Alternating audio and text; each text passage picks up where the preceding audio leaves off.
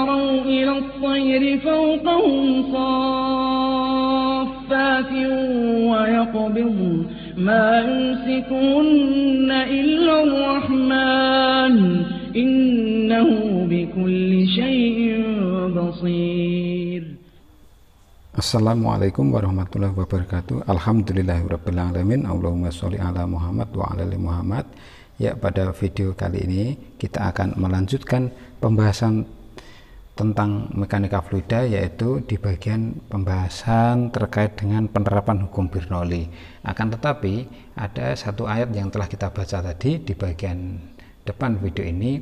Ada satu ayat di dalam surat Al-Mulk, dijelaskan bahwa suatu fenomena, ya, fenomena yang akan kita bahas nanti ada kaitannya dengan fenomena yang akan kita bahas kali ini, yaitu dan apakah mereka tidak memperhatikan burung-burung yang mengembangkan dan mengatupkan sayapnya di atas mereka? Tidak ada yang menahannya di udara selain yang Maha Pemurah. Sesungguhnya Dia Maha melihat sesuatu. Kita bisa melihat ayat semesta ini dari berbagai perspektif. Kita bisa mentadaburinya. Ya, ini bukan tafsir, akan tapi ini tadabbur. Ya. Jadi yang kita lihat adalah pada konsep burung yang mengembangkan dan mengatupkan. Tujuannya untuk apa? Mengembangkan dan mengatupkan. Ya, untuk terbang. Terbang di situ konsepnya bagaimana? Kemudian tidak ada yang menahannya di udara selain yang Maha Pemurah. Allah menahan burung tidak jatuh itu ditampilkan dalam alam semesta ini dalam bentuk proses apa? Jadi prosesnya dalam bentuk proses apa? Sunatullahnya itu bagaimana? Jadi Allah itu ketika menjelaskan suatu fenomena di alam semesta itu ditampilkan dalam bentuk simbol-simbol, dalam bentuk ilmu yang tersirat atau tersurat. Nah, sebagai manusia kita disuruh untuk melihatnya. Maka di bagian ayat yang bagian akhir itu dinyatakan sesungguhnya Dia Maha melihat sesuatu. Artinya apa? Artinya Asmaul Husna tentang Allah Maha melihat ini memberi indikasi kepada kita untuk kita juga melihat, membaca. Jadi kita membaca atas fenomena-fenomena yang ayat-ayat, tanda-tanda tentang keagungan penciptaannya yang ditampilkan di alam semesta ini. Itu terkait dengan apa hubungannya dengan konsep persamaan Bernoulli. Mari kita bahas penerapannya. Nah, kita melanjutkan pembahasan di bagian akhir tentang mekanika fluida. Jadi salah satu bagian akhir dari mekanika fluida kemarin, dalam mekanika fluida itu ada pembahasan yang namanya penerapan, yaitu di salah satu pembahasannya adalah penerapan hukum Bernoulli. Nah, penerapan hukum Bernoulli ini penerapan hukum Bernoulli, ya, ini bagian akhir. Nah, di bagian penerapan hukum Bernoulli ini ada 4. Ya, yang pertama itu tentang tabung bocor, kemudian tabung bocor, kemudian di sini nanti ada venturimeter, ya, venturimeter, kemudian ada tabung pitot, ya, ada tabung pitot, dan yang terakhir itu adalah tentang gaya angkat pesawat terbang. Ya, gaya angkat pesawat terbang. Nah, inilah yang kita bahas di pendahuluan tadi, bahwa bagaimana konsep satu burung itu ketika terbang kemudian diikuti oleh manusia, diamati, kemudian dengan pengamatan itu akhirnya dia bisa mampu mencontoh dari desain pesawat terbang. Mari satu persatu kita bahas tabung bocor, kemudian venturimeter, tabung pitot, dan nanti yang terakhir adalah menjawab dari pendahuluan tadi tentang bagaimana konsep gaya angkat pesawat terbang. Nah, yang pertama tentang pembahasan tabung bocor. Nah, tabung bocor. Jadi ini misalkan, ya, ini tabung bocor. Tabung bocor ini bisa dalam desain, dalam bentuk apapun, ya, bisa mungkin seperti kayak dulu kalau Anda mengenal zaman dulu namanya padasan, tempat wudhu. Jadi misalkan ini gini,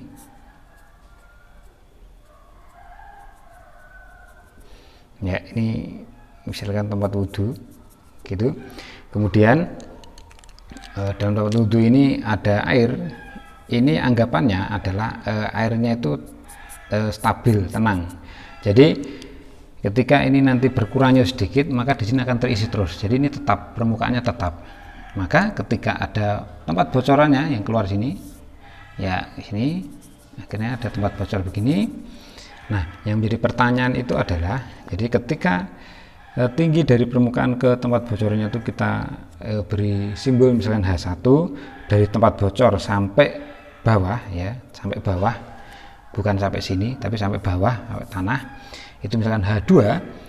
Kemudian ini jarak pancarnya, ini misalkan X, dan ini memiliki laju kecepatan V. Maka ketika kita terapkan dari hukum Bernoulli, kita terapkan, nanti Anda akan dapatkan bagaimana cara mengetahui V dan X nya. Ini dengan asumsi, ya asumsi dianggap bahwa ini tetap, permukaan tetap. Jadi ini ketika berkurang, ini mungkin secara alami diisi misalkan tetap, dianggap tetap, asumsinya seperti itu.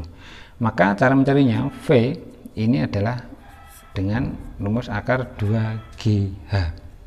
Sedangkan untuk hanya H1 yaitu di atasnya. Sedangkan untuk X, maka ini 2, ini 2 nya di luar, akar H1 kali H2.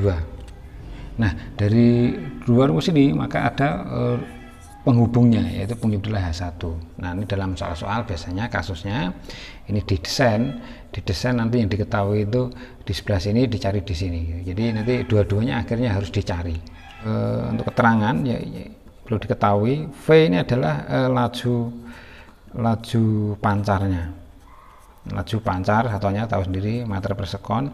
X itu berarti jangkauannya, jangkauan pancarnya, jangkauan pancar berarti meter. Sedangkan G itu adalah percepatan gravitasi. Gravitasi Anda sudah tahu, ya biasanya berapa? Ya tepat sekali, biasanya 10 meter per sekon kuadrat. Nah, nanti variasi soalnya itu bisa macam-macam.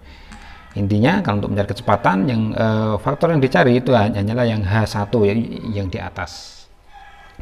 Pembahasan yang kedua yaitu tentang venturimeter. Apa itu venturimeter? Jadi venturimeter ini adalah alat yang digunakan untuk mengukur kelajuan aliran zalir, yaitu itu alat ukur, ya, alat ukur kelajuan fluida atau zalir, kelajuan fluida atau zalir. Nah, biasanya kalau mau bentuk seperti ini, maka ini biasanya aliran fluida dari sungai. Nah, itu yang paling tepat biasanya.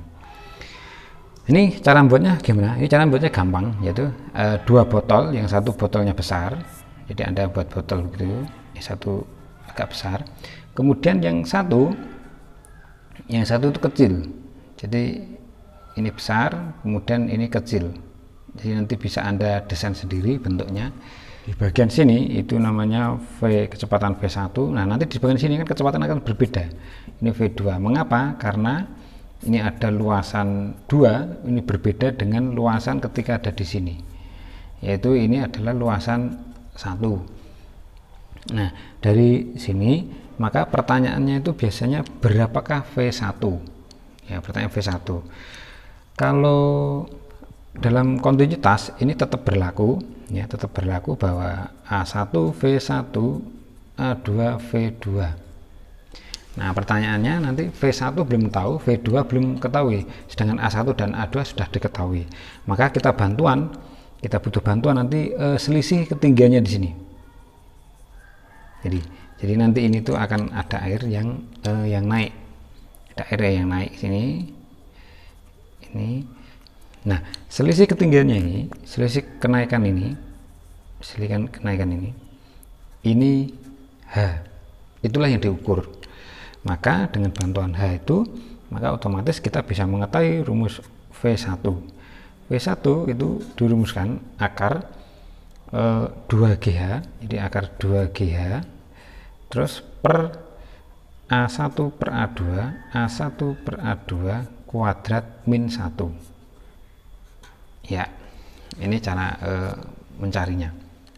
Sudah tahu semuanya, V kecepatan, A itu luasan. Ini adalah venturometer. Kemudian ada yang lainnya, yaitu tabung pitot. Tabung pitot. Ya. Kalau ini alat untuk mengukur kelajuan fluida atau zalir aliran sungai, misalnya zalir ini air ya, zalir ini cairan ini cairan atau sungai gitu. Tapi kalau di sini ini adalah alat ukur untuk kelajuan fluida juga atau zalir, akan tetapi ini bukan cairan, melainkan ini untuk fluida, misalkan fluida angin atau udara misalkan. Ya, caranya bagaimana? Jadi caranya tabung besar, membuat tabung besar gitu, mungkin dibayangkan ada aliran ada aliran angin di sini ya. Jadi ada aliran angin masuk ke sini, aliran angin udara atau angin. Nah, kan nanti ada yang lolos sini, nah ada yang masuk ke sini. Nah, masuk ini akan menekan cairan di sini. Biasanya cairannya ini bisa dalam wujud raksa atau apapun, intinya ini cairan yang memiliki massa jenis zat cair ya. Ini rho aksen misalnya ini. Anginnya itu rho sendiri. Kemudian H itu adalah selisih ketinggian dari permukaan cairan ini. Inilah yang dicari. Sehingga dari situ nanti akan ketahuan berapakah V yang masuk, kecepatan yang masuk itu berapa. Nah, dirumuskan V dengan menerapkan Bernoulli V, kemudian rumusnya 2 rho zat cairnya GH per rho udara. Jadi per rho udara. Ini mirip-mirip rumusnya. Anda lihat tidak ada kemiripan. Jadi yang perlu diketahui adalah rho ini adalah massa jenis atau kerapatan massa jenis zat cair. Sedangkan rho ini adalah massa jenis udara. Nah, maka Anda akan nanti bisa menemukan V-nya. Nah, untuk bagian selanjutnya maka kita akan membahas tentang gaya angkat pesawat terbang. Mengapa, seperti saya bilang tadi, mengapa pesawat atau burung, sayap burung atau apapun, mengapa desainnya itu di bagian atasnya itu selalu ada agak bukitnya begini. Ya, ini desainnya pasti seperti itu. Jadi bagian atas itu ada bukitnya. Ini entah sayap atau mungkin pesawat terbang. Jadi pesawat terbang itu kan desainnya begini kan. Nah, gini kan. Nah, misalnya begini. Jadi selalu ada seperti itu desainnya. Nah, sekarang kita bahas bagian atasnya ini. Mengapa kok seperti itu? Nah, di sini ini permukaannya otomatis beda. Jadi permukaannya bagian atas dengan permukaan yang bagian bawah itu beda. Sehingga nanti aliran udara yang mengalir itu akan berbeda. Nah, perbedaan permukaan mengakibatkan lintasan udara yang di bagian atas itu membutuhkan lintasannya lebih panjang, padahal waktunya ini sama, sehingga mengakibatkan kecepatan di atas ini lebih besar dari kecepatan di bawah. Ini perbedaan permukaan, sehingga ini V1 itu jelas lebih besar dari V2. Nah, asas Bernoulli ketika kemarin sudah asas Bernoulli bahwa ketika di suatu daerah yang kecepatannya besar, maka tekanannya itu justru malahan kecil ya. Nah, ini akhirnya mengakibatkan bahwa P1 itu justru lebih kecil dari P2, sehingga tekanan lebih besar yang di bawah, sehingga ini akan perbedaan tekanan inilah mengakibatkan namanya gaya angkat. Jadi mengakibatkan ada namanya gaya angkat, ini F1 F2. Nah, karena perbedaan ini, sehingga ketika dituliskan itu selisih dari F1 F2 ini namanya disebut sebagai gaya angkat. Ini tidak lain tidak bukan adalah F. Kita tahu bahwa tekanan adalah ini tekanan, pressure itu adalah F per A, maka ketika kita cari F maka di situ P kali A. Nah, ketika selisih dari gaya ini disebut gaya angkat, ini maka P 1 min P2 kali A.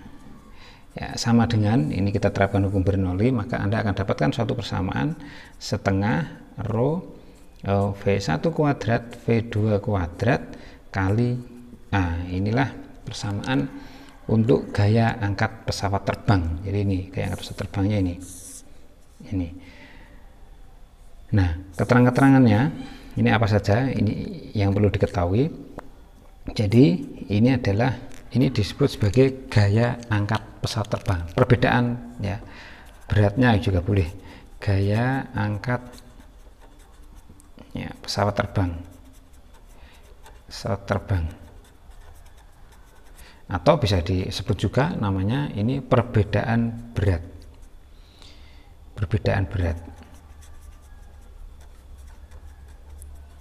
Kalau yang ini namanya perbedaan tekanan. Sedangkan yang ini adalah luas permukaan pesawat. Jadi seluruh luas permukaannya ini itu disebutkan A. Nah, sedangkan rho, jadi rho itu adalah angin. Ya, jadi untuk rho ini adalah massa jenis udara. V otomatis kecepatan, ya, kecepatan massa-massa di atas, V2 itu di bawah. Nah, ini yang namanya gaya angkat pesawat terbang. Sehingga untuk ketika naik maka syaratnya gimana? Jadi settingnya V1 itu harus lebih besar dari V2. Kecepatan di atas permukaan pesawat itu harus lebih besar dari V2 agar terbentuk tekanan di atas lebih kecil dari tekanan di atas. Bagaimana kalau ini mau turun? Ketika mau turun itu juga tetap sama. Ya, ini tetap berlaku seperti ini. Ya, ini tetap agar P1 lebih P2. Tetapi caranya bagaimana? Cara itu mengatur perbedaan kecepatan ini. Jadi kalau semakin kecepatannya, jadi ini dipengaruhi oleh kecepatan pesawat, kecepatan tabrak pesawat. Ini dipengaruhi oleh kecepatan tabrak pesawat. Maksudnya ini menabrak aliran. Semakin pesawatnya banter, maka nanti selisihnya itu akan makin besar selisihnya. Tapi kalau mau turun maka kecepatannya itu dikurangi. Ini juga faktor-faktor lainnya juga banyak. Jadi faktor lainnya juga banyak, tidak hanya ini. Ini kalau ingin membahas tentang gaya angkat pesawat terbang itu ini hanya awalan, masih sangat sederhana. Untuk lebih detailnya lagi adalah di dunia penerbangan. Anda nanti akan bisa melihat lebih detail operasionalnya. Jadi di sini hanya meninjau satu sisi saja. Ini tidak mempengaruhi keseluruhan sisi ya. Ini hanya untuk awalan. Nah, inilah pembahasan dari mekanika fluida terkait dengan penerapan hukum Bernoulli. Jadi kita tadi sudah bahas apa saja tadi. Itu yang pertama. Jadi kita sudah bahas gaya angkat pesawat terbang, ya, gaya angkat pesawat terbang, kemudian tabung pitot dan venturimeter penerapannya, kemudian tabung bocor, dan ini pembahasan dari mekanika fluida penerapan hukum Bernoulli. Ya, itulah pembahasan yang bisa kita berikan dan tadabbur ayat Al-Quran yang telah kita lalui tadi, bahwa ternyata konsep yang diberikan di alam semesta tentang menahan itu adalah terkait dengan gaya angkat pesawat terbang secara fisik. Mungkin bisa kita tampilkan atau kita tadabburi seperti itu. Dari saya sekian dulu, jangan lupa untuk selalu menyimak Nyinau Semesta. Salam semesta. Assalamualaikum warahmatullahi wabarakatuh.